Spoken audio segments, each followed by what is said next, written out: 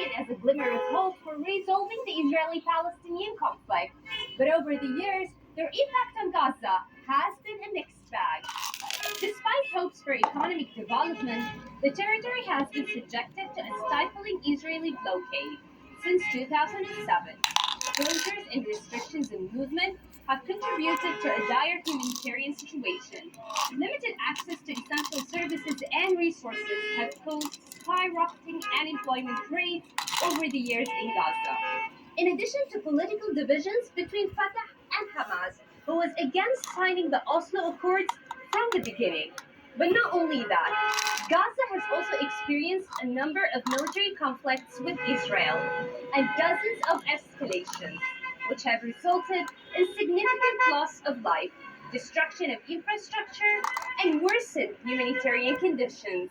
After 30 years, we can say what we have said from the beginning. We are chasing illusions. 100% we can say that what's happening in Gaza, the siege, the blockade, the aggression against Gaza is not because Hamas is ruling the area, it is because of Oslo Accords. Why? We have won the election democratically in 2006. Overall, the impact of the Oslo Accords on the Gaza Strip 30 years later is characterized as a mixture of limited self-governance, political divisions, economic challenges, conflicts, and a protracted humanitarian crisis. The ultimate goal of achieving peace in the region remains elusive, underscoring the complex nature of the Israeli-Palestinian conflict. Uniseed, Al Jazeera, Gaza Strip. Well, let's now hear from Jan Egeland, a former Norwegian diplomat who was involved in organising those talks between the Israelis and Palestinians that led to the Oslo Accords. He's now the Secretary General of the Norwegian Refugee Council. Egeland says that the Accords brought hope, but failed to achieve peace. It's a legacy of an ambition that failed, indeed. But it's also a legacy of a very serious peace project that gave hope 30 years ago. Listen, when we started the Norwegian Channel between Israel and PLO, there was no effective talks between the main representative of the Palestinians, which was the PLO, and Israel.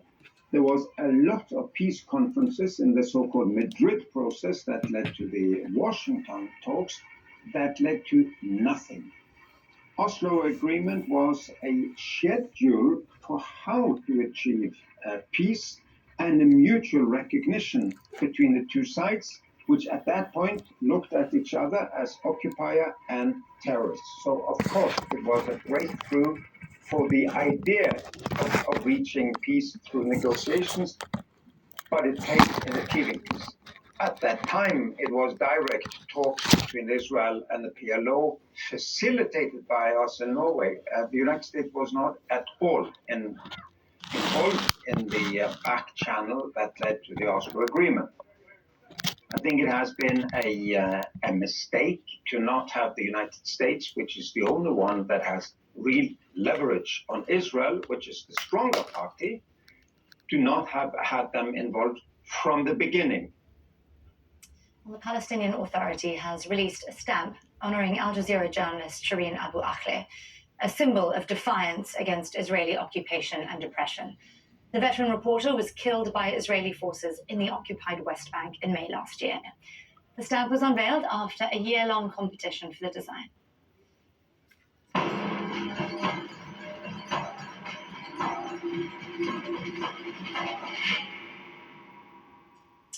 Well, Ukraine's offensive on land may be going slowly, but at sea it's had success with some major operations.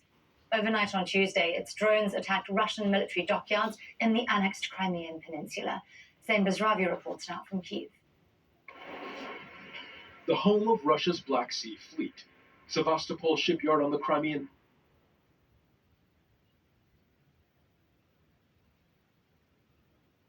Russia's naval centerpiece in the war. Russia says 2 ships undergoing repairs were damaged. Ukraine says it damaged a submarine, and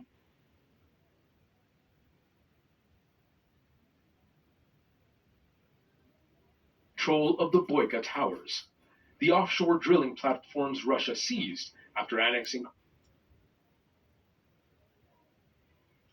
Sea.